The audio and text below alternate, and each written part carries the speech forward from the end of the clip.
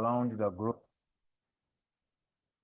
It is used for managing research papers and generating citations automatically. It's available as a desktop and a web application with a cloudy synchronization. There are key features for Mendeley. One of them is the reference management, which is used to organize and store references efficiently. Another key feature is PDF annotation, where you can highlight and add notes to the research papers. Another one is citation generator to automatically format citations in various styles. And then also collaboration tools, where you can share references and work with peers. And then another feature is cloud storage and syncing, where access to references from you can be able to access your references from any device. There are benefits. It saves the time in referencing and citation management. Previously, some of us have been doing it manually. Inserting citations in the text and generating references manually, but you are going to see how it can be done very fast using this tool. It simplifies collaboration with the shared libraries. The libraries are generated by us. You have your personal library. We shall see how that is done. It enhances organization of research documents and also supports multiple citation styles, as we shall see them. It also integrates with Microsoft Word, LaTeX, and other writing tools. Setting up a Mendeley. You download and install Mendeley from www.mendeley.com.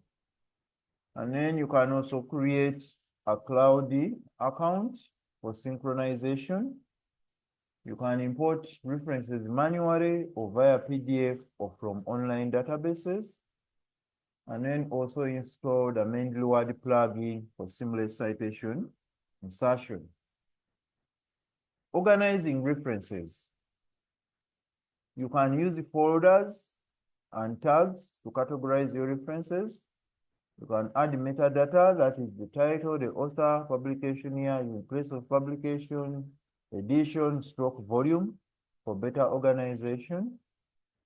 Use the search function to quickly locate the documents. Generating citations and bibliographies. Insert citations directly into Word or LaTeX documents.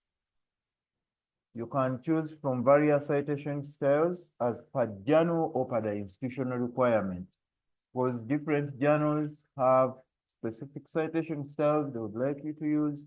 So you have to be careful on that, not to stick on one citation style. You should be able to find out which style they recognize or they consider.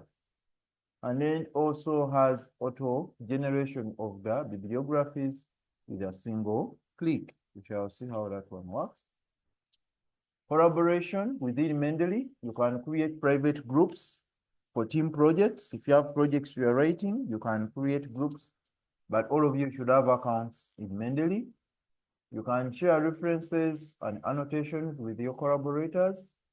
You can synchronize updates automatically across all your fellow members. We have what we call the Mendeley Web Importer. It's a browser extension for saving references directly from the website. It supports the academic databases such as PubMed, such as Google Scholar, Science Direct, Taylor and Francis, JSTOR, and many more databases. It quickly adds metadata and full text PDFs when they are available. Mendeley versus other reference managers. We have Zotero, which is also a free reference manager. We have EndNote, which is both free and for subscription. Subscription meaning that every year there's a package you have to pay for. free version. Mendeley is free. Zotero is free. EndNote is limited. There's certain fee you have to pay. Cloud synchronization. All of them you can have a cloud synchronization whereby all your collection or all your items can be on the cloud. Citation styles. Mendeley has 7,000 plus. Can deal with 7,000 plus. Citation styles. Zotero 9,000 plus, and then EndNote 6,000 plus. Collaboration. Mendeley, yes, you can collaborate. Zotero is limited. And then EndNote, yes, you can collaborate, but when it is subscribed to. The free package doesn't have that feature. There are challenges with softwares. We have to appreciate their challenges, and then also there are some limitations. For Mendeley, there is limited free cloud storage of 2 GB, because no matter what it stores mostly the bibliographic information. Then it requires internet connectivity for synchronization. So when you are synchronizing what you've uploaded on Mendeley desktop, you need to have internet. Some advanced features require a premium subscription. Sometimes you may need to pay a certain fee. However, in conclusion, it's a powerful tool, I must say. I, for one, have used it for the last 7 years, and it has not done bad to me. So as researchers, students, and the lecturers, we can use this tool. It simplifies our reference management, citation generation, and even you can collaborate with other researchers. You can link up with funding agencies through those individuals you've connected with within the Mendeley platform. A must-have for efficient academic writing and research workflow. So there is no way in the current generation or current state of education and research writing or academic writing, you can't deal out with Mendeley, or you should have another reference tool which can also serve the purpose. So thank you. Those are the few introduction slides for Mendeley. Now we are going to go to the real business. How does it operate? We are going to go to our browsers.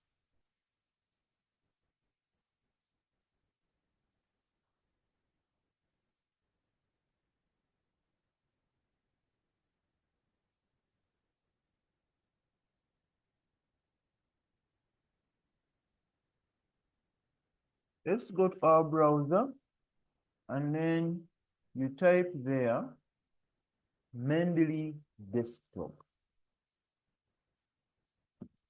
Mendeley desktop. I'm going to try to be slow because this is more practical. If you realize that I'm too slow, you let me know. So Mendeley desktop. That's what you type in your browser.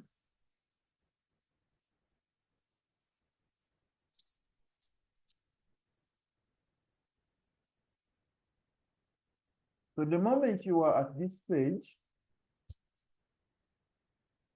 we have the main menu on top, which has solutions, support, sign in, create account, download.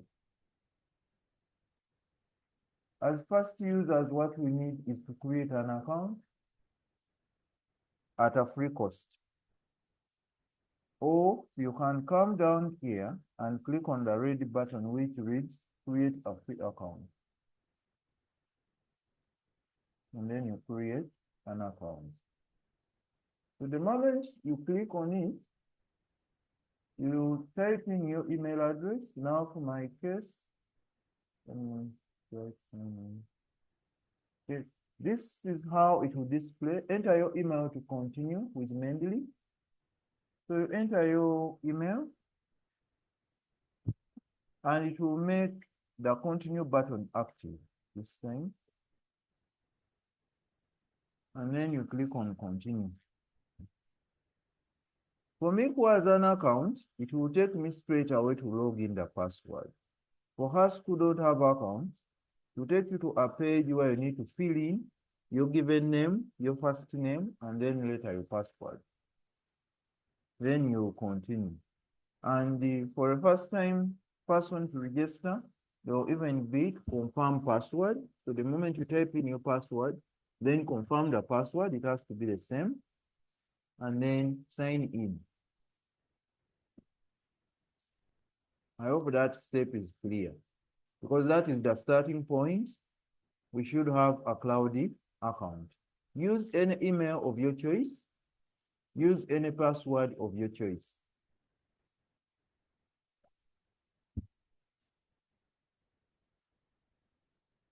Before I continue, I would like to know how many of us have been able to create an account.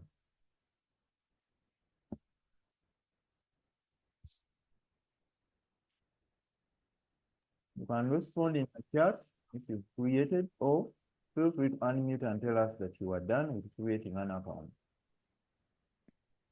For me, it found when I was using it. How about when you are far away from your mic? I've not heard. I'm saying you found that I was using it already for my PhD, since I'm a PhD student. So I had an account already. That's wonderful. So you can just sign in. Yep.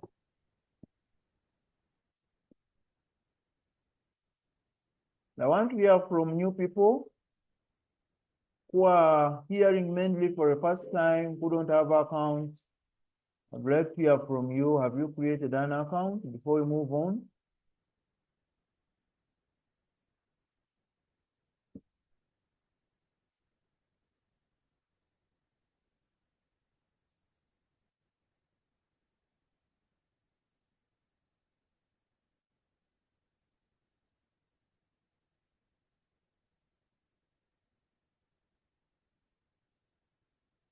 Silence means we are moving together or have left people behind.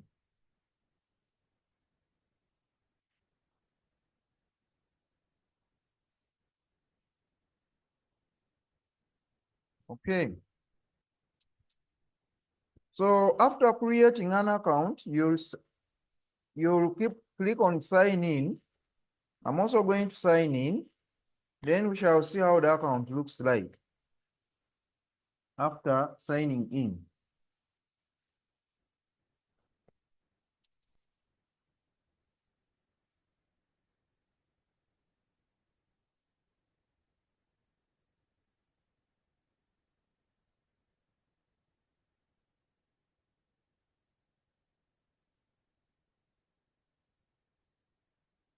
So this is how your page should look like.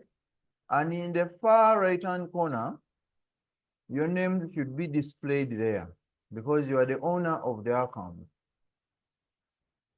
Then we are going to concentrate much on the library. But before we go there, when you welcome to Mendeley, search for and add articles to your library.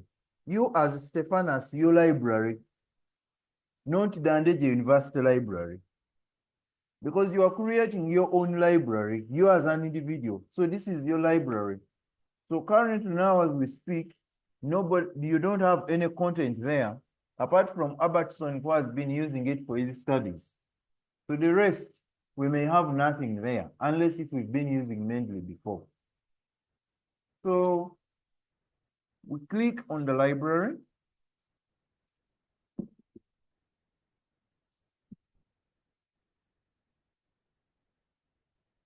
So for my case, let me do this.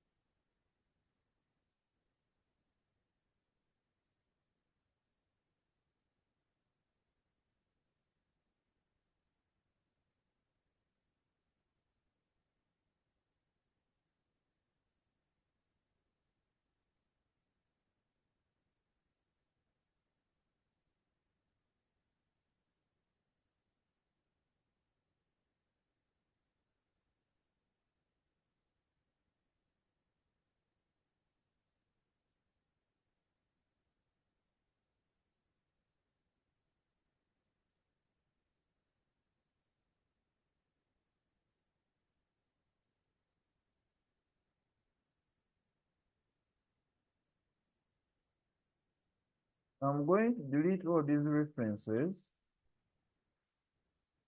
so that we start from 0 for those who don't have, who have joined for the first time, so that we can learn how we can upload everything here. Trying to delete everything.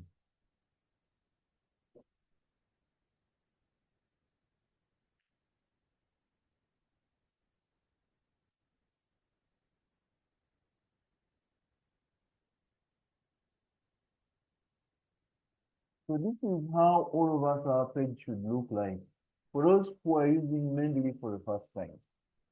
So this is how our page should look like. We don't have anything there. We are fresh.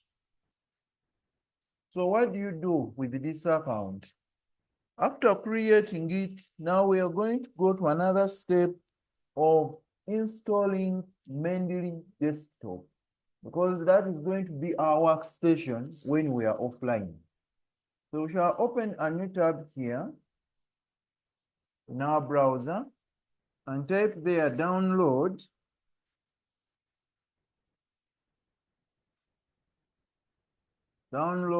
Mendeley Desktop. So the moment you click on download Mendeley Desktop, this is what it will display. There are a number of links here. Mendeley Desktop 1.19.5 installers, download Mendeley Reference Manager for desktop, Linux, and so on.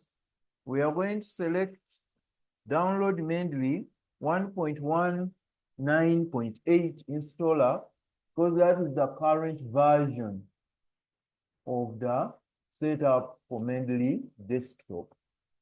So we click on it and we open it a new tab, and this is how it will display. So you'll be able to install Mendeley Desktop on a Windows machine, on a MacBook. You have a MacBook or then Ubuntu. For Ubuntu, you need to find out the bits. Is it 32? Is it 64? Even Linux, is the machine having 32 bits or 64? And for Ubuntu and Linux, the installation will be by commands. It's what we call commands. If you have a challenge and you have a Ubuntu or Linux machine, you need to consult our Directorate of ICT to assist you to do the installation, because the installation there will be by commands. But for Mac OS and Windows, you just download the setup. So we are going to download, I'm using a Windows machine. So I'll download Mendeley Desktop.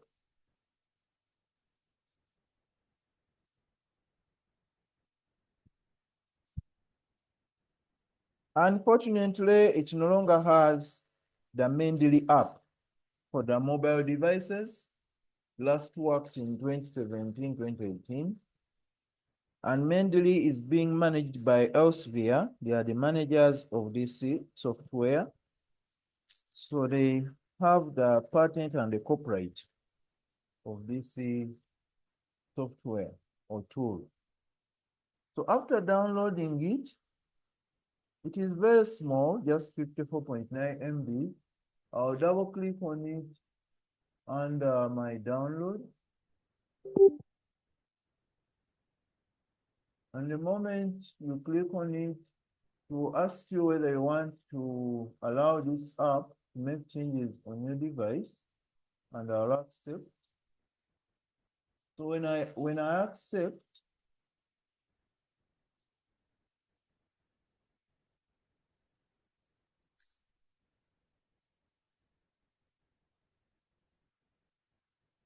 this is what it will display on the screen. Welcome to Mendeley Setup Wizard. And I'll click on next.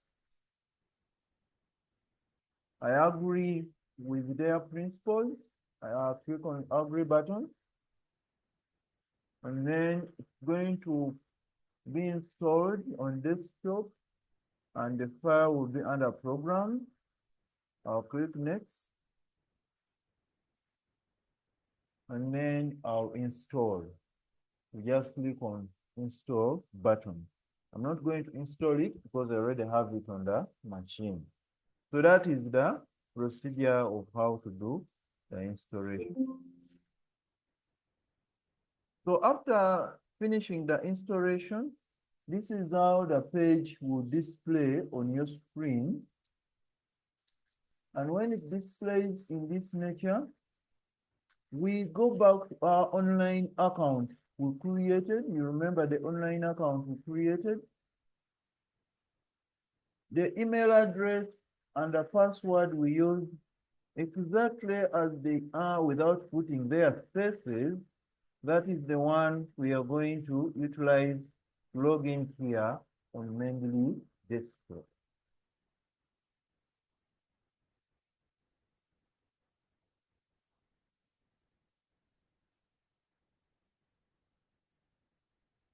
And then the password. Don't add in any character, because the moment you add in a character, it will be rejected. You will not be able to sign in.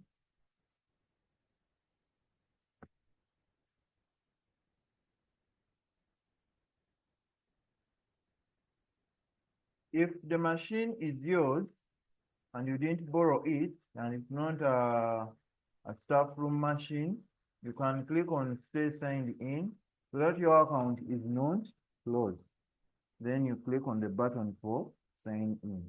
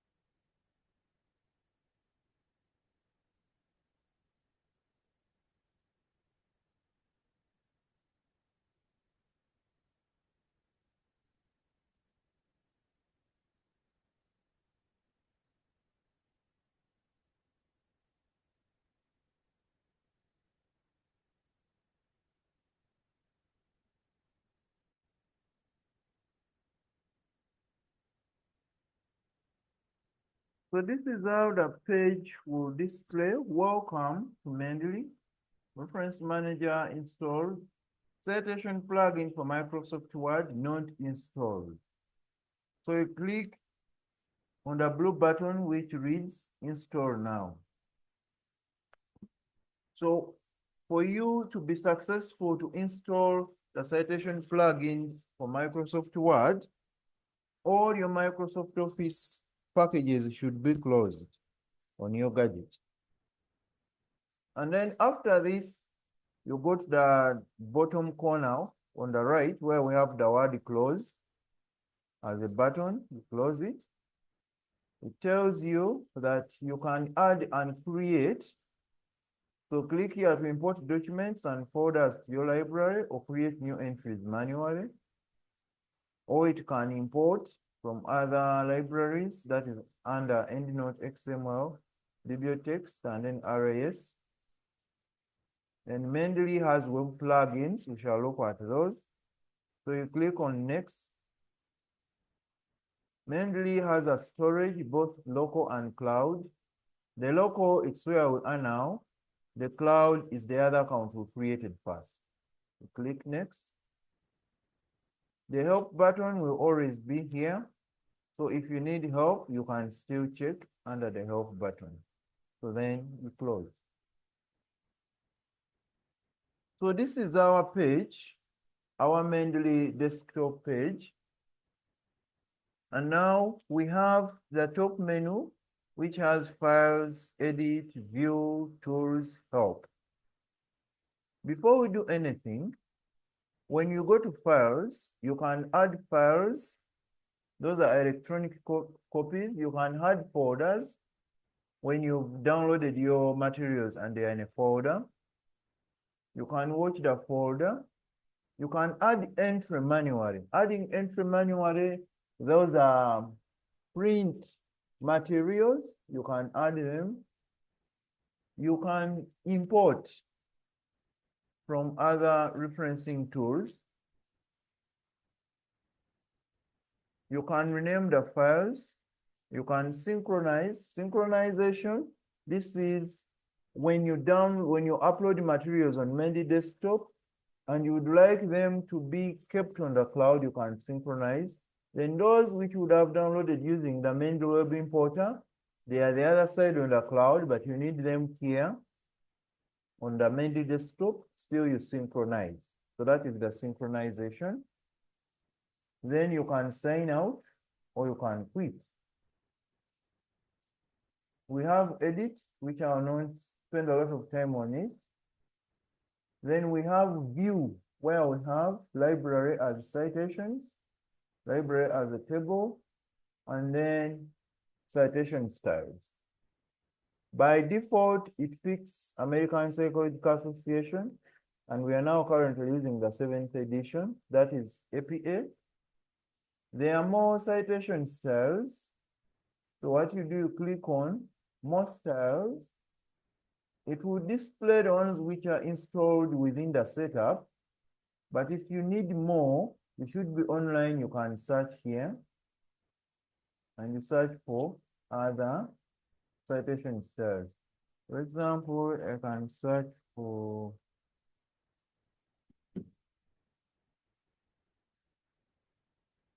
one for Oxford.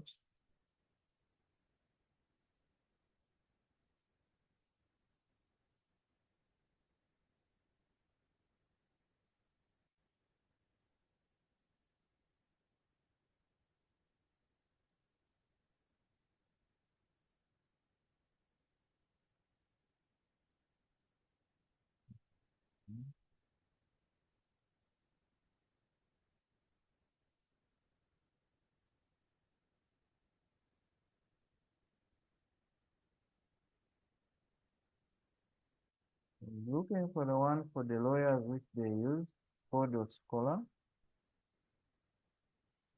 Okay, get masters.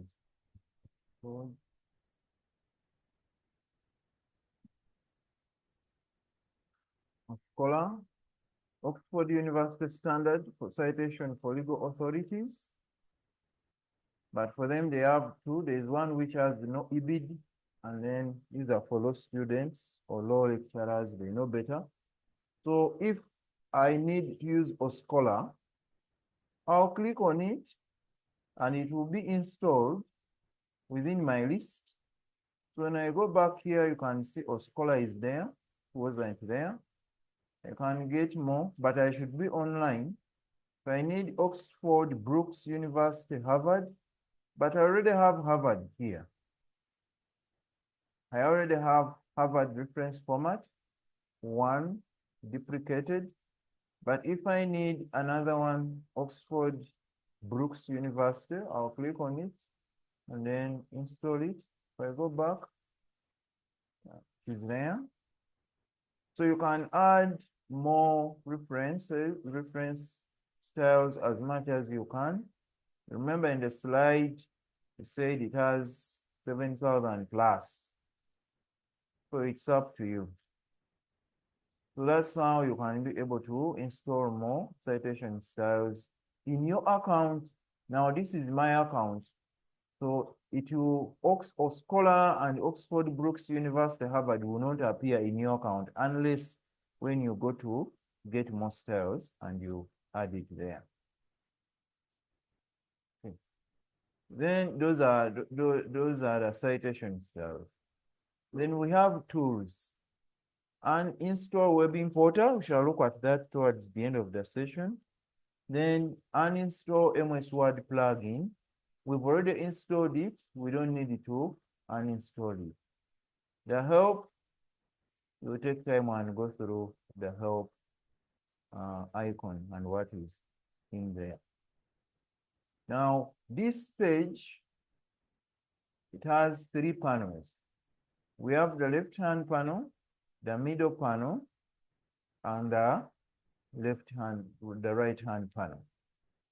The right hand panel currently you can see it's dormant because we've not done anything yet from the left hand and the middle panel.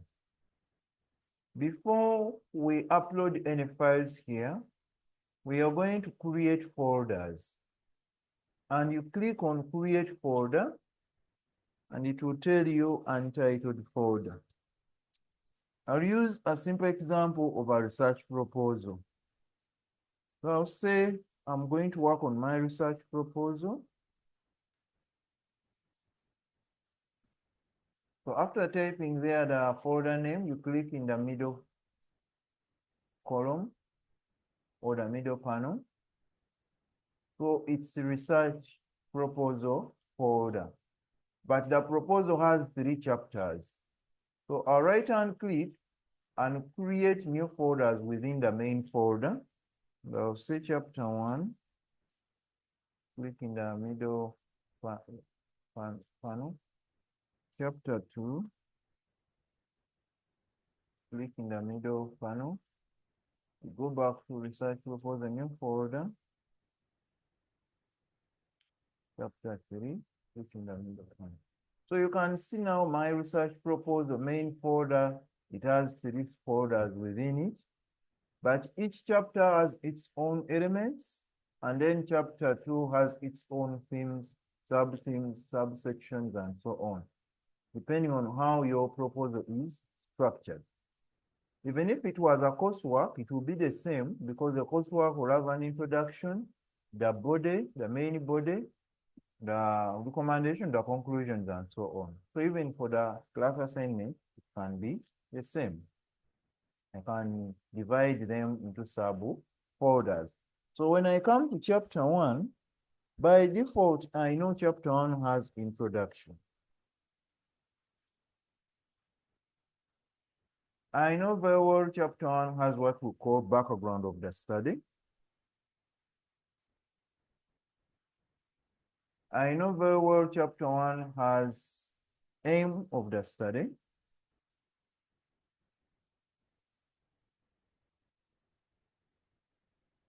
I know very well chapter 1 has purpose of the study.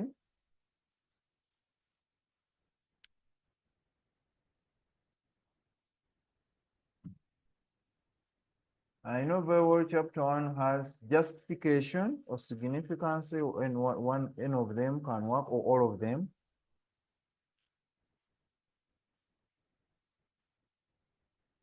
Justification, and many others. Then when we go to chapter 2, it has themes. We shall say theme 1, and then have theme 2, and then have theme 3, and many others, depending on how you study. Chapter 3, we know very well it has research design.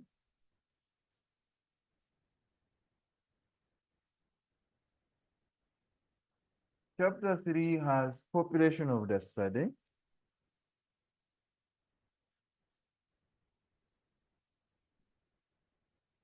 Chapter 3 still has area of the study.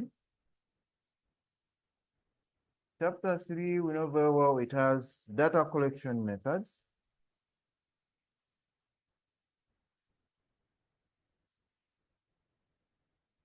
Chapter 3, we know it has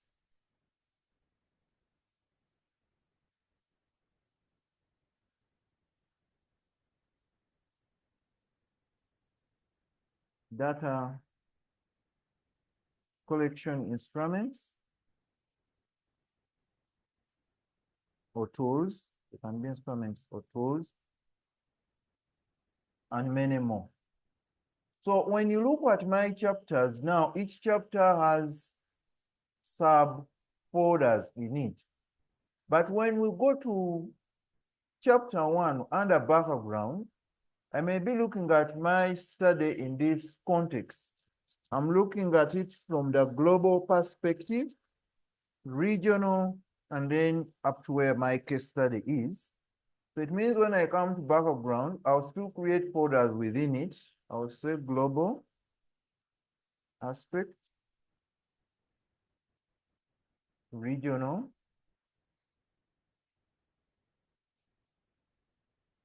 and so on. So when I come to chapter 2, the themes, they have sub-themes. So when I come to theme 1, I can say theme 1A,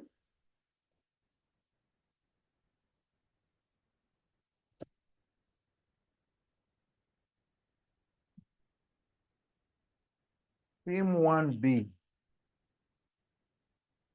When I come to chapter 3, data collection methods, I can have several methods. So I'll right-hand click and say questionnaire. Oh, sorry.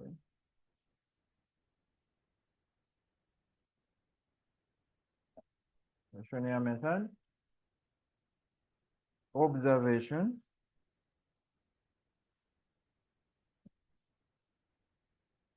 interview, and those are my methods, for example. Now, after creating these folders, you can continue creating them depending on how your research grows. So when you look at all these are different subfolders within the main folder, and the main folder is the research proposal. So they are all hidden in there. So the moment we click on the drop down, we are able to view a number of them. So when you go to chapter 1, you see that there are some sub folders in there. When you go to chapter 2, it will be the same, but you realize that in some elements, there are subfolders within. So after this, when we check our online page, our online account, it is still fresh as it is, and under collection, there is nothing. Okay, so when we come back to our Mendeley desktop, we are going to click on files and select synchronize library, or you can come to the toolbar up here and then click on the icon which has sync with curved arrows. You click on it. So it's going to synchronize with my online account. Now, when I'm doing synchronization, I should be online. But when I'm creating these different folders, I don't need to be online. So after that, I can check my online account and see whether there is something. Yes. When you come to collection here, when you click, you can see that search proposal, chapter 1, you can see what is there. Then go to background, we've broken it down. When you go to chapter 2, theme 1, we've broken it down, theme 1A, theme 1B. When you go to chapter 3, data collection methods, when you click on the drop down, you can see. So that is what we call synchronization. Now, when we come back to Mendeley desktop, we've not yet uploaded anything. So the page is still fresh. So if I have items or PDF files which I used for background, but remember background, I've divided it. I have global aspect and regional. So the folder where these files are going to go, it should be the one in reading in this middle column. Right now it's reading interview. So I'll click on global aspect. So global aspect, then I'll go to files and click on add files. If the global aspect files, they are in a folder, I'll just click on add folder. So take me to my computer. Where did I save them? Are they on the desktop? The moment you click on desktop, desktop will show you all the folders you have there. For sure, there is no any folder on global aspect. So I'll close it. I'll go back to files. I can add files instead because my files are scattered. I didn't organize them in folders. So I'll click on add files. So the computer will just take me anywhere. So it's up to me to decide. They're on the desktop. So I'll look for the files on the desktop, and I have some here. I'll select those two, and they are uploaded here.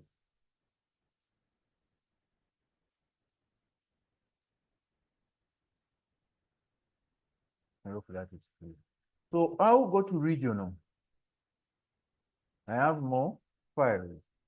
I'll go still to under files, add files, and then they are still on the desktop. I'll select the others.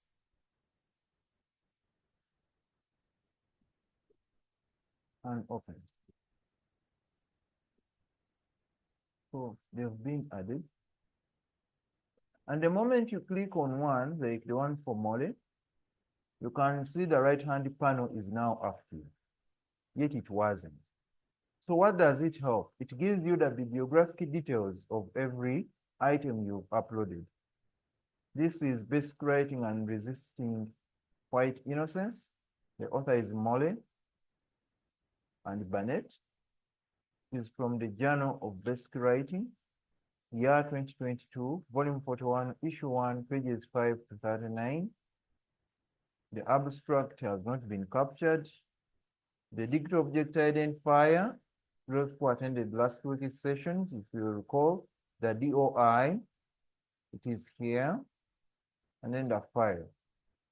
When you click on the next one, it is the same. For it, it has the abstract. You click on the third one, you can see. Now, when you are within here, you can still double click on the file and read it within Mendeley desktop. If I double click, I can be able to read my article from here, and even to prove whether what is in the bibliographic record, it's the one which is here. If there is any change, then I can change. So when you look here, I can read from here, but also the toolbar here has changed. There are so many functions here. So you can highlight, you can put a note. So I can put a note in my text. If I want to delete it, I just click on the delete icon and delete this note. If I want it there, it will stay there. I can highlight the text in here by clicking on highlight on the drop down and select highlight text, or you can highlight rectangle. So highlight rectangle, it will highlight in a rectangular manner. So I highlight text, and then I'm using color yellow. I'll move the cursor where I want to highlight the text, and I'll highlight it like that. Important. Then I can put a note. Okay. And say for global aspect. Okay. I'll go to another paragraph. I'm going to give it a different color. Maybe I can say green. The next paragraph is suitable for my objective 1. I'll click here. Highlight the next paragraph. Go to note. Put a note and say paragraph.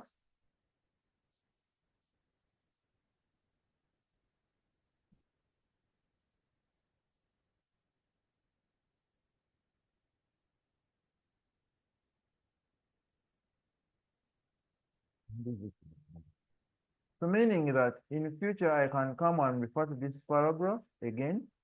I'll first check the note. Why did I highlight this? Okay, highlighted it for objective 1. All right. So then, like that. So then you can also zoom the page to fit the whole screen. If you have a site problem, then you can still synchronize. You can see the synchronization button is here. You can still synchronize.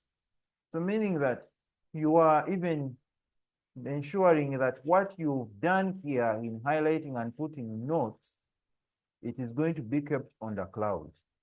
Even if I'm not on this gadget and I go on another gadget, I'll be able to access the same info. So even if I close and go to another one and do the same, come back to the first one, which I checked, you can see my changes are still there. So they have not been altered with.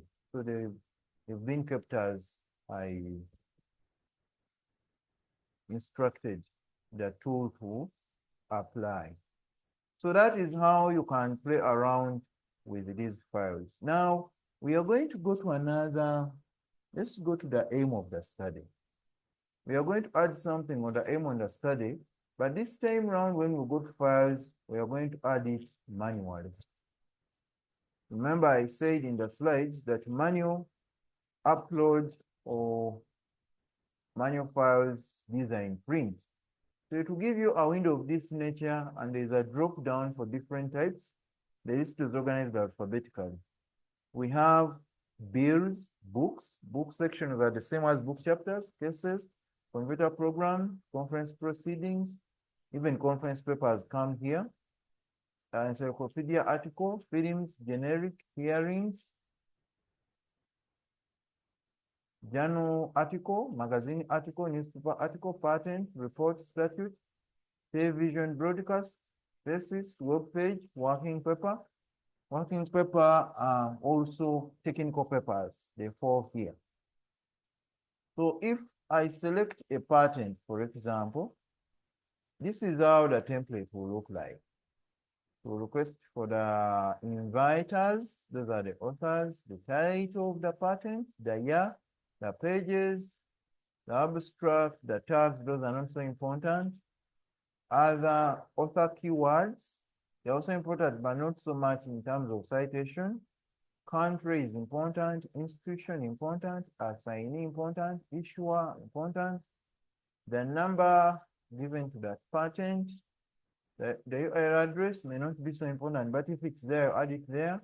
The digit object identifier, then you save. But if I select a different type, for example, a newspaper, this is how the template would slightly change.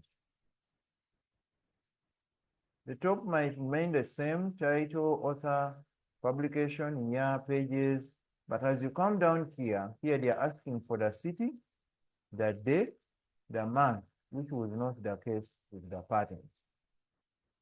If it's a textbook, still there will be some change. You can see that from the beginning, title, author, year, pages, those remain the same, but as you come down here, they're giving you city, edition, editors. Don't generate editors when they are not there. Don't generate an edition when it's not there. Then publisher, URL address, if it has an online URL address, the DOI, that's the digit object identifier, and the ISBN, the International Standard Book Number. By default, a book published at international standards, it should bear an ISBN. So now I'm going to use a demo of a book, use a textbook.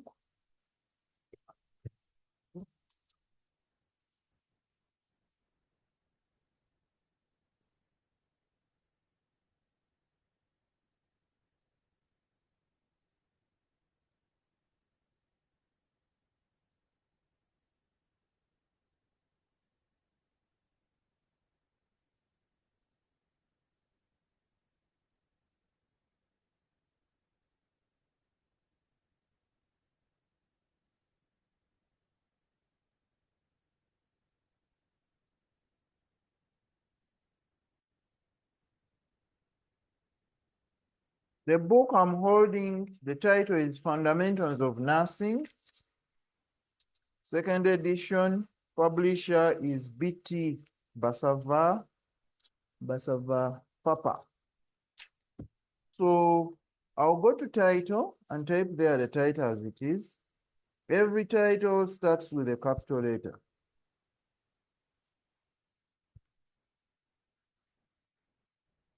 Go to author.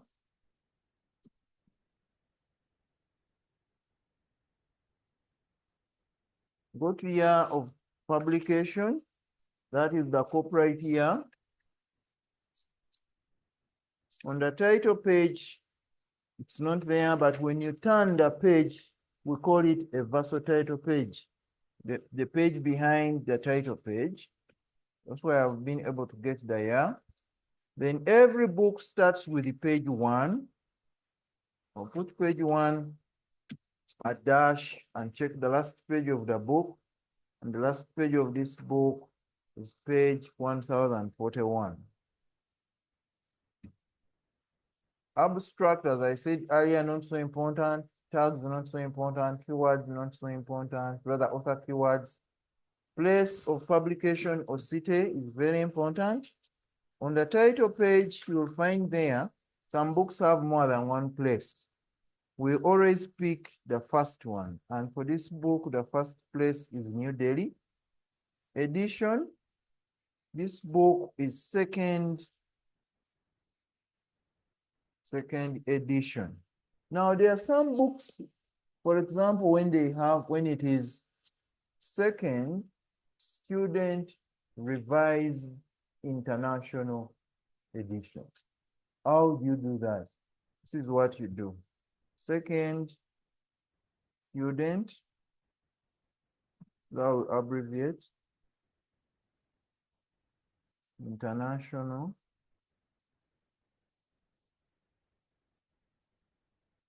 revised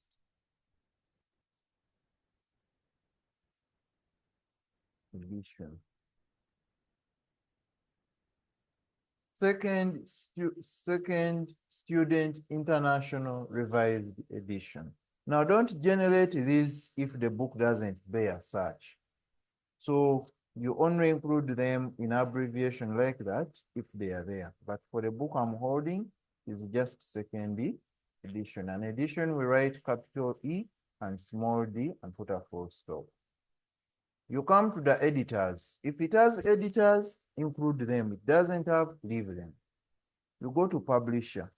This book is published by J.P. Brothers Medical Publishers Limited. Then the DOI doesn't have. The ISBN it has. I'll type the ISBN there. Some ISBNs have dashes. Don't include the dashes. Just type the digits as they are and alphabet numbers. Some ISBNs have alphabet at the end. Please don't reject, add it there. So after this, I'll check through whether all what I've entered is correct, and then I'll save. So when I save, this is my item under aims of the study. The moment I click on it, still on the right-hand panel, the details will be displayed there. If I made an error, I can edit from the right-hand panel. So you can edit. Just move the cursor there, and then you can be able to edit. Or if you forgot the DOI, you can still, and there is no saving button. It will just save automatically. So after that, now we are going to go to our word processed file. For Microsoft Word, we're going to open a fresh page. We've now uploaded our references there, and that is what we call our library now. So when we go to all documents, they will all display under all documents. But if we go by folder, you'll find there only what you uploaded. When you go to justification, you have not uploaded anything. When I go to theme 1, there's nothing yet. When I go to theme 2, there's nothing yet. When I go to population, there's nothing yet. So it's me to generate my library. Now, when I'm online, I can synchronize. So when I synchronize and I go back to my online account after this synchronization, here it is done. When I check my online account, my materials are already here. See that? Including the textbook which I added manually. So there. So then I'll go to my word processed file. So I assume these are my paragraphs.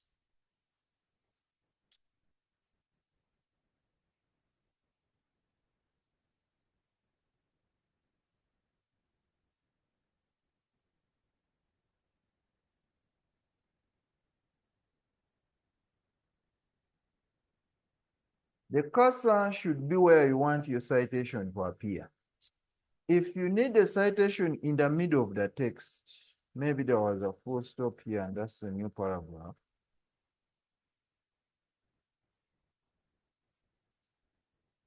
That's a continuation. I'll put the cursor where I want my citation to be, and that's where the cursor is. I'll go to the menu of Microsoft Office, and I'll click on References. The moment you click on References, you'll see the Mendeley icon, which has Insert Citation. There are also other icons here. Insert Bibliography, Open Mendeley. The style is American Psychological Association because it's the one we left in the other side on Mendeley desktop. If you want to change, you change it from the other side, then to be reflected here. So I'll click on Insert Citation, and it will bring a window of this nature. And the window has search by author, title, or year in my library. My library, Stephanus's library, not the University Library. My library, which I've generated. So I'll search for the material. So if I just put one letter, it will display the materials which have letter H. So I should know which one exactly I'm trying to focus on. When I'm focusing on this first one, I'll click on it. Then if there were more than one articles which I used, or more than one books, then I'll check for another one. The moment I type in letter G, it will display the other materials. So I'll select the one which I'm interested in. Then if there is another one, I'll just press any letter again and select it.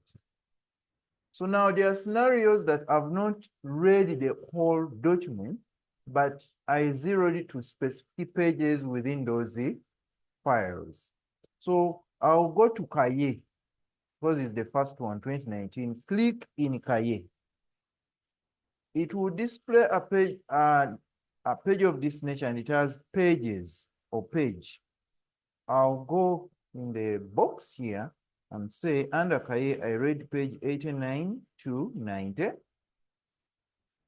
Pedrosa 2021, I'll click in Pedrosa. Then I'll say I read from page 103 to page 105. I'll go to Adrof 2025. Adrof, I read from page 9 to page 10. And then after that, I'll click OK. Don't click OK unless when you are done with this. Unless if Adrofa, it was the whole document, then you delete off the pages. So I'll click OK. So you see what has happened. So this is my in-text citation.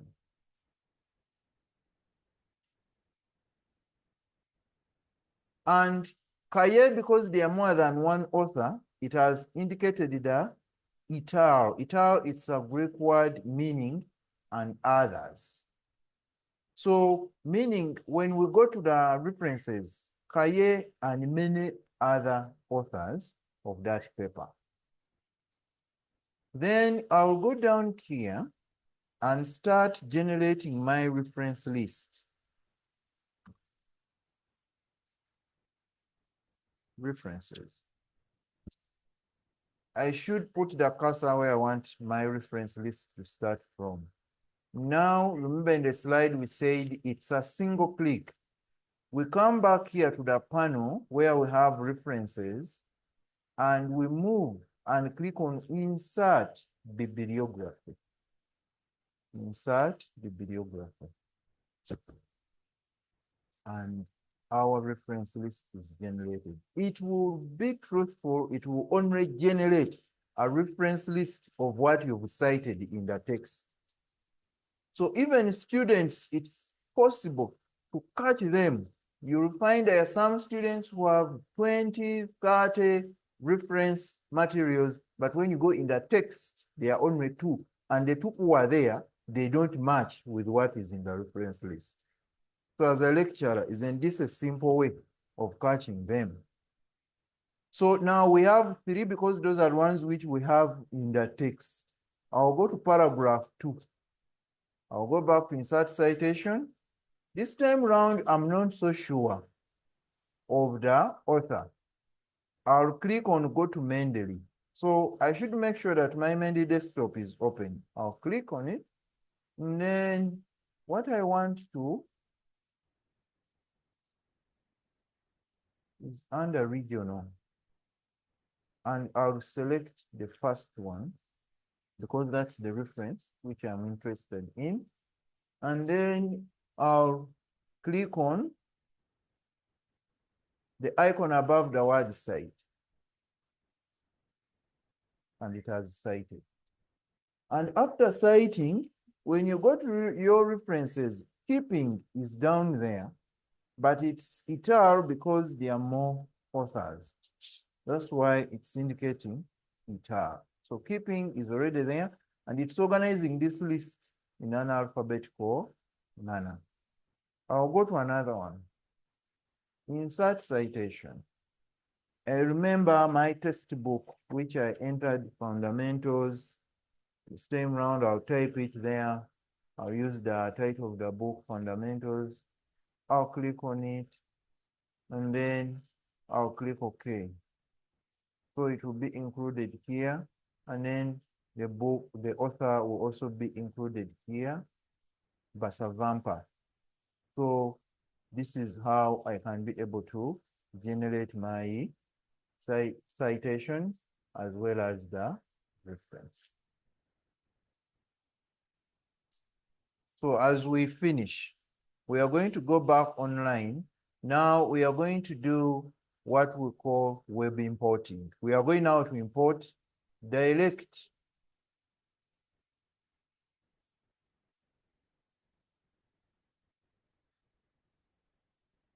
we are going to now to import. What do you do if you want to import? So if you want to import, I will go to my browser and type there, Mendeley web importer.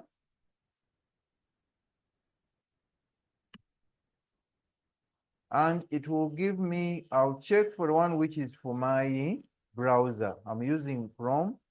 So I'll click on Chrome. If you're using Firefox, it will indicate Mendeley web importer, Firefox web store, Microsoft Edge, and so on. Safari, for those who are using the MacBooks. So I'll click on it, on that link. And then they're asking me, add to Chrome. Yes, I'll add. When I click add, there will be another window which is asking for add extension. I'll not cancel. I'll add extension. So Mendeley web importer has been added.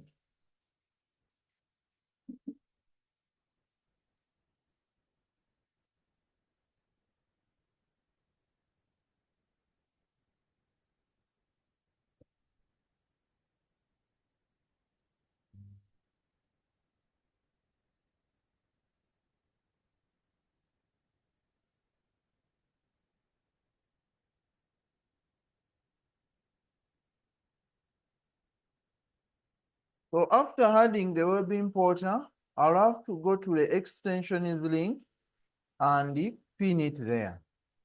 So it has been pinned there. Now we can use any of the databases, or we can use Google Scholar, and then we are going to do the importation. We are going to import. For example, if I'm looking for materials on human anatomy and physiology, There are so many, they are giving me 3,740,000 results because I've gone to Google Scholar, which picks from different databases. Because for it, it's not a database, it's an aggregator. So I'll select since 2025. I'm filtering because even in Google Scholar, you can filter. I'll filter and say since 2025.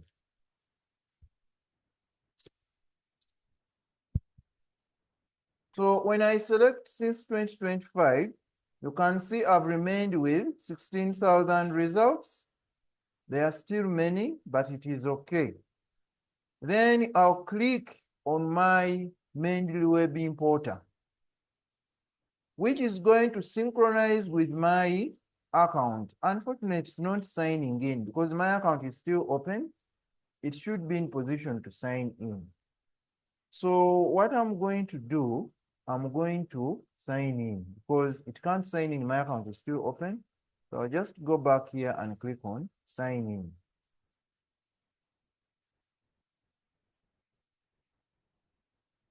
So I'll sign in so that it can import because it first imports to your online account.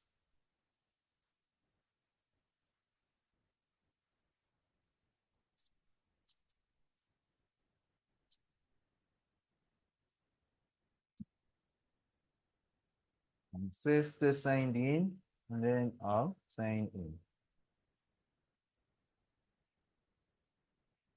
So the bandwidth has to be very strong so that it can be able to import your files direct from the database into your Mendeley account. So after signing in, I'm being recognized at the bottom here as Stephanas. And this is my library. They are saying view library, but this is my library. So right now they are trying to filter.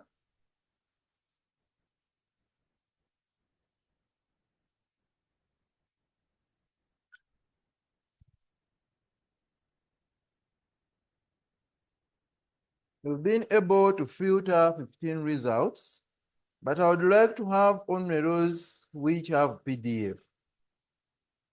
So it's still loading, but I'll start picking the ones, or before picking, I have my library. So I'll select where do I want this collection to go. So I should be in position to select. I've not put anything under chapter 2, theme 1, theme 1A, theme 1B. So let me select theme 1A. So I'm going to select the PDF files, only where I can be able to access the PDFs. Some PDFs are not found. Some are still loading, still checking. Not found. Okay, the ones which are found and I've been able to tick them, I'll click on add. So I'm adding 3 of them.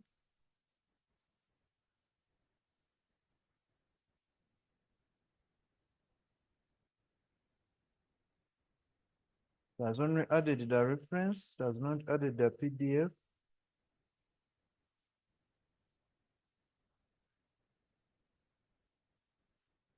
I can redo the exercise.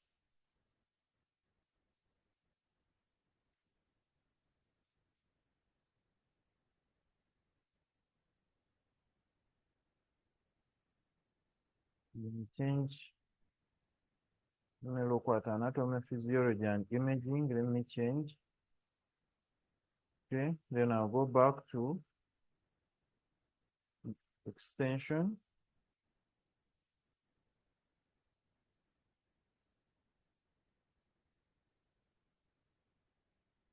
Seeing so many PDFs here, I have hopes that I'll be able to capture some. So instead of downloading them first on your computer, then upload them in Mendeley desktop, you can do this direct. but the bandwidth has to be very strong. So there are 15 detected, but I'll pick the ones which have PDF. Still, there are not so many. Some they're saying not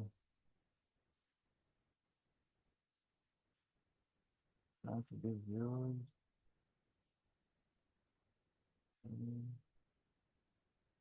Not found, not found. Checking for PDF.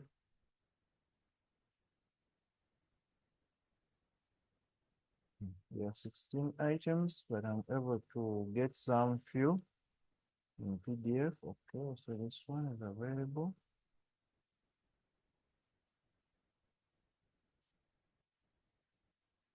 Then I'll add. I didn't change where I want them. I want them under theme 1A. So I'll click add.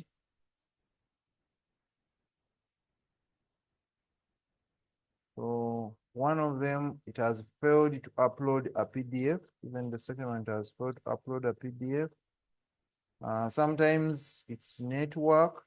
So if it fails, then it means I'll have to go and download it myself. Then some, it has uploaded the PDFs. We are going to view that the other side, but sometimes it depends on the network. So two of them have not, you've uploaded only the references, rather the bibliographic information, but the documents themselves are not uploaded. Then I'll go to my Mendeley account online, and I'll go to theme 1A. I'll just click on theme 1A. You can see there are a number of them, but only 3 have PDF, the ones which are marked with green. Even under the file view, you can see the ones which have PDF. So after this, I'll go to my Mendeley desktop, go to theme 1A, there's nothing yet. There's nothing yet, it's blank. You synchronize.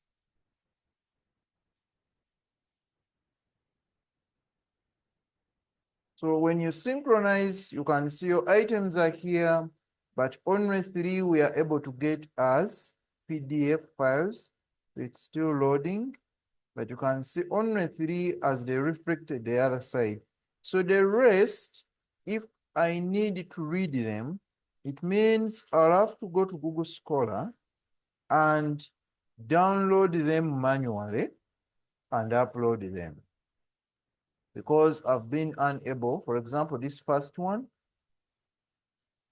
ultrasound technology as a tool to teach basic concepts in physiology and anatomy in undergraduate and graduate courses as a schematic review.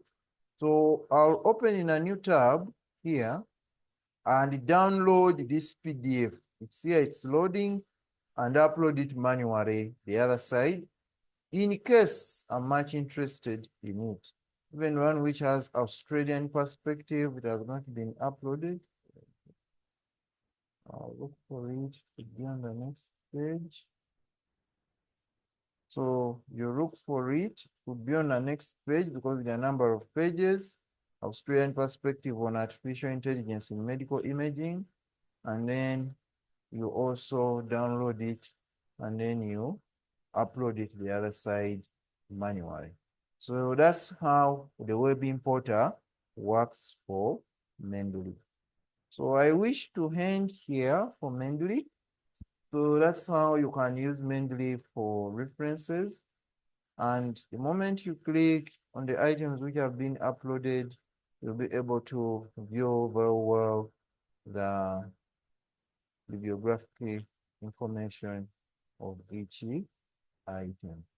Then these ones which are PDFs, you can double click and read it from here.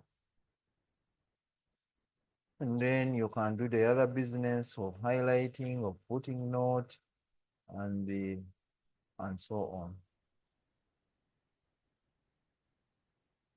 Any questions? Yes. Yes, Albertson.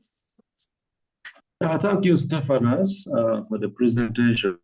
I just want to come in and maybe I wonder how it manage how does it manage, how does it handle the books which are for sale, which can't be easily downloaded, as Now, the papers which are for sale. Yeah. okay, now what happens with the materials which are for sale, it will only pick for you the bibliographic information. So you'll not be able to get a full book or a full article, but you'll only be able to get the bibliographic information. The way it has failed to download these ones, yet you can be able to download them direct. That's what will happen. You'll only be able to view the bibliographic information of the material. That is the title, the journal where it was published, the authors, the year, the volume, the issue, the pages, abstract, and some other few information like the date, the month, the publisher, and so on. So you'll not be able to get it. But in case you face such a challenge and you have a particular material, but it's for purchase, you can let us know. Normally when you get such a material and it has a digital object identifier or an ISSN or an ISBN, that will be very helpful our side to trace from our other sister universities in the country, because some of them have subscription to some of the databases which we don't have access to. So we can help you in that way. However, it's not a guarantee. Sometimes they also don't have. So we shall frankly inform you that we are sorry, we've failed to trace for the material. Nobody has it. Yeah, Stephanus, there is this one is an illegal way, but you can find the book. There's a link. I'm trying to help my friends. When I was doing my master's, Yes. there are some papers I could not access. Mm. And that's when I landed on it. You know, when you are faced with the problem, you find a way of solving it.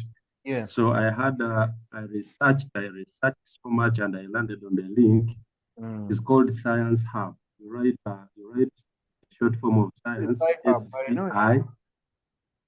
It's Then called, you can be able to download some. yes, I know Sci-Hub, but professionally we are not allowed to promote that. That's why I never hinted on it. Yeah, I know those platforms which are done by, which are illegally existing. So yes, yes. they are there. So if you are to visit them, you do it as an individual, but as an institution, we cannot promote that. Yeah, that's why I said I'm just talking to my colleagues. They might be out there and they are facing very many challenges. And Mhm. they need to do something. Yeah. Okay, Otherwise, thank you so much. It has been a very wonderful presentation. you're welcome. And people picked so much from it, yeah, including myself. Thank you so much. So anybody with any other comment apart from what Robertson has shared? Good morning Good morning. once again. Thank you, Mr. Galenia, for this wonderful training. I really appreciate it as a person. Actually, it has boosted some kind of knowledge in me. So what I'm requesting, mine is to complement and request at the same time. I really appreciate the training. And I want to request, I don't know how we can, if you can share some materials, the material you have used, and also the recorded voice, the voice record. That is a request. I don't know how possible that is. Because, you know, training, sometimes you may not be able to get all the steps, but when you try to do it on your own, you might miss some steps, so you can also make some reference back. So that's why I'm making this request. Thank you. Okay, you're welcome. It will be possible to share the recorded version. So this, you'll get it through the admin assistant of your faculty. We shall be sharing these recordings. All right, thank you so much. Okay. Yes, Dr. Talengira, your hand is up. Yeah. Good morning, ladies and gentlemen. Mr. Stephanas, thanks very much for this approach. We expect a lot since if we are to go into publication and also doing research. But what I have to contribute is that much as Mendeley can enable one to to mark the way you've demonstrated to mark these articles one after one as access to them. We should not forget on how to avoid plagiarism. Yeah. Yeah, much as it highlights, but we should get a way of digesting that information and I don't know what the best word, and reformulate these ideas when you are writing. Otherwise, it can lead to plagiarism. And I don't know whether you've also notified us that we've got now a plagiarism package, which is going to help people detect it. So we should work against that. That's my addition. Yeah, thank you. Thank you so much, Dr. Talengira. So what Doctor has been raising is very important. It's paraphrasing. You should be in position to paraphrase your work however much you are going to use Mendeley to cite, because you'll be caught. We already have, he has hinted about the anti-plagiarism software. The university has purchased the anti-plagiarism software through RENU, Research and Education Network Uganda. So it is called Drillbit. Yesterday I had a session with the other 3 faculties, but today I'm not going to demonstrate. I'll only go through the slides and we called a training at end, because I was notified by Digits that what they gave us at first was a trial version. So we shall have another full package session when the vendors have given us a full package. But Drillbit is going to be very helpful. Emphasize what Dr. Talengira has raised. It's going to be very helpful, and our pilot study is going to start with our postgraduate, masters, PhD students, and even our students who are in final year who are working on their final projects and final dissertations. So that is going to be our pilot. Before we go to year 1s, year 2s, year 3s who are continuing, we shall start with those who are in their final semesters. So it's a very good package which will assist us. So even students, we are preparing sessions for them so that they can know how to do the in-text citation and referencing. So if they do clumsy work, throw them to the library. Tell them, go to the library, don't accept such clumsy work. They should come here and then we should train them. But we are also organizing sessions for them through the liaison librarians of your respective faculties. So I want to thank you for your submission. So I'm only going to briefly give a brief presentation about Drillbit, how it works, but we are not going to go into the practical bit of it as we did with the Mendeley, because as I've said, the version which is currently on ground is a trial version. So we need real business. But let's go through the slide. When real business comes up, we shall call you upon again and we shall have a session basically on that. So its usefulness as an application for anti-plagiarism is to ensure academic integrity and originality. Because we know it very well, in academia, plagiarism is theft. So Plagiarism is an act of using someone else's work without proper acknowledgement. Academic integrity requires originality in research and writing. Institutions use anti-plagiarism tools to detect and prevent plagiarism. We've not had this for years, but here we have it now. So Drillbit is one of the leading anti-plagiarism softwares which has been used by education institutions, not only here in Africa, but in the Middle East and even in Europe. So it's a cloud-based software for detecting plagiarism in academic and professional documents. It supports multiple file formats, including PDF, docs, and text. It uses advanced algorithms to compare text against databases and other online sources. It provides detailed similarity reports with highlighted plagiarized content. The key features in Drillbit, it has a deep search whereby it can scan the academic papers, the books, the courseworks, which have been done before, and other online sources. But it also supports bulk documents. For example, if you have a class, for example, our colleagues in engineering, if you have a class of 300 students, you can upload 100 submissions at a go. So that means you divide them into 3 segments and then you upload those files. And then it will produce the similarity reports for each individual submission, each paper per student. Customizable database, institutions can add internal research databases. It provides percentage-based similarity analysis for each submission, and there is a real-time detection. It is very fast and efficient, so long as your internet is stable. Its benefits is to ensure originality and academic honesty, help students and researchers improve the writing quality, assist educators in evaluating research submission. It also has an element when it comes to evaluation, it has an element of marking. You can mark from there.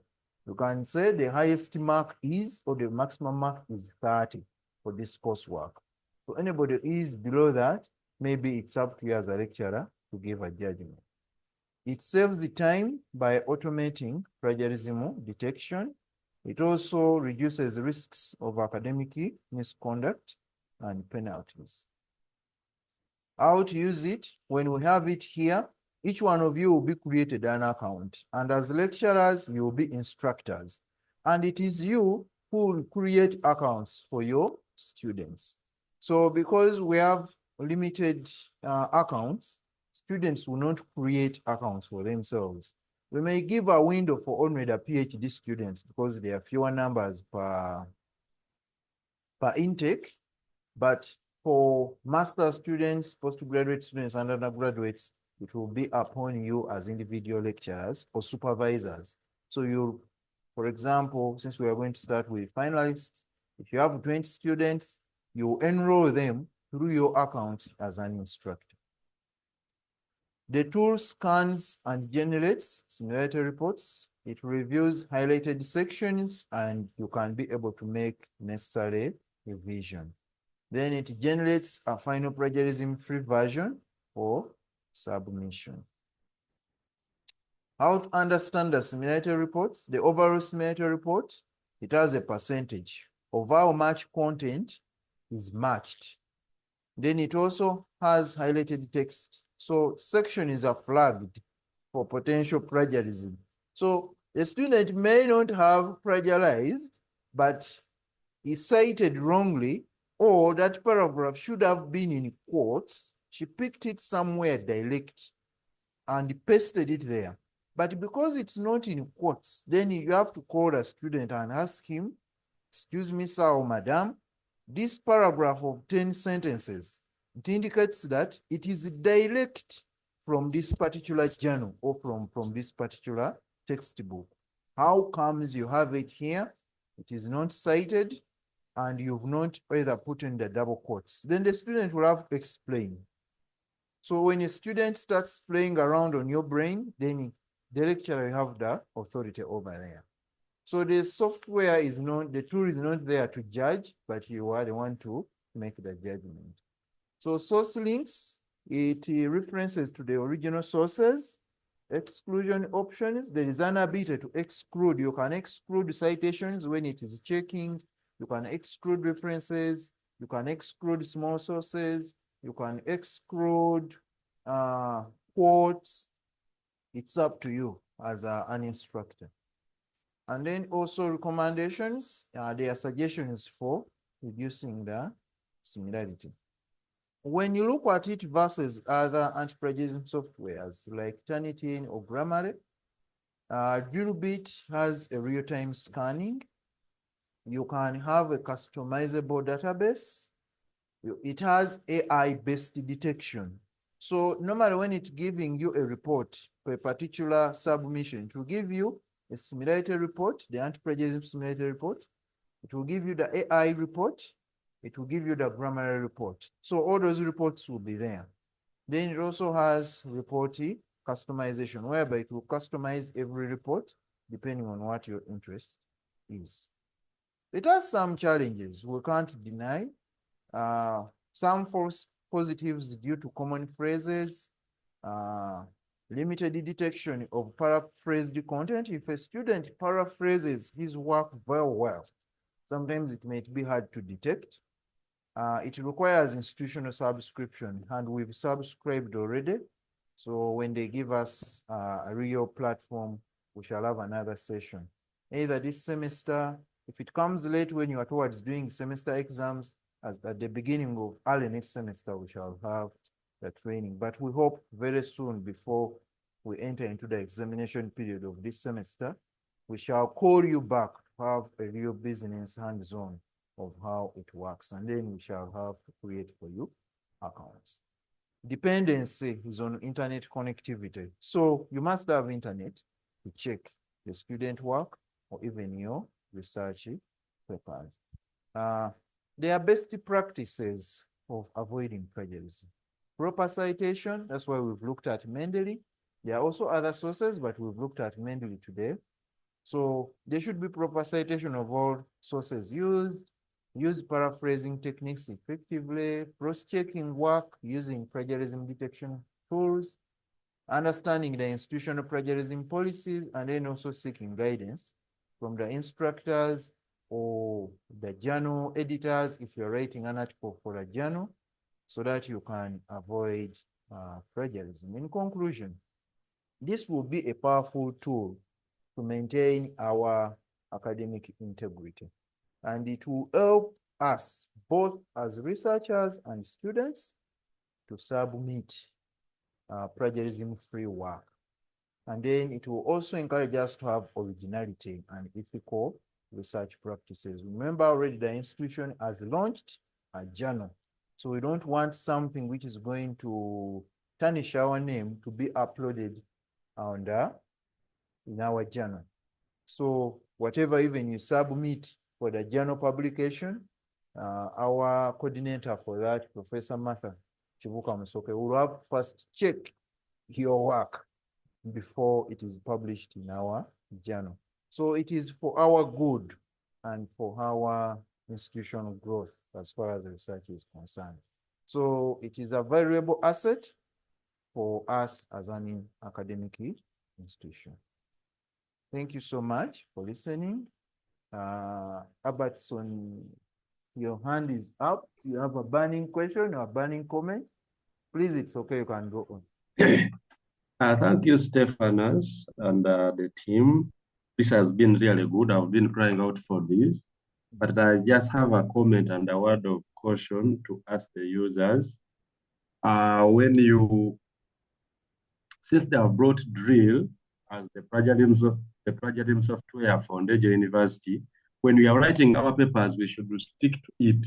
When you use, for example, you've written your paper and you check it with any other plagiarism software like Turnitin, and then you bring it to drill or drill to Turnitin, the plagiarism software will detect it as a paper having been submitted somewhere else. So We have to be cautious about that when we are publishing our, when we are submitting our publications to Ndeje, maybe in Ndeje journal, we should stick to drill. If you try to do here and there, then you'll get challenges. It will think you have published somewhere else. That's what I had. Thank you so much. This is wonderful. All right, thank you so much, Herbert Soni. That is a very good comment, and it's very important to note. Please don't try to check elsewhere in other anti-plagiarism checkers, because the moment you bring it here, or the moment you submit it here, especially if it's going to be published in our journal, the team which is managing the journal will first run it in Drillbit, only to notice that it has 100% similarity appearing elsewhere.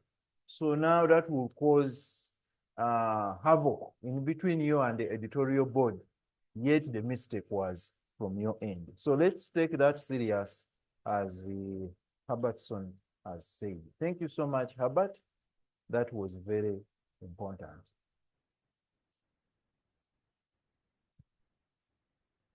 So thank you so much for attending.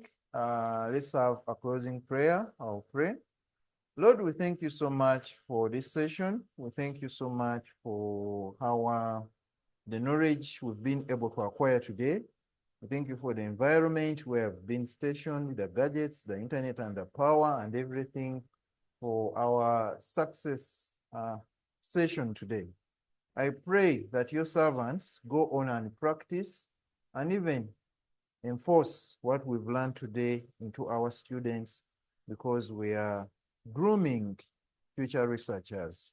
We pray for our institution as we continue serving it, to keep it safe in all its corners, and also the top management who are on the steering, driving us forward. We've prayed believing in your Son, Jesus Christ, our Lord. Amen.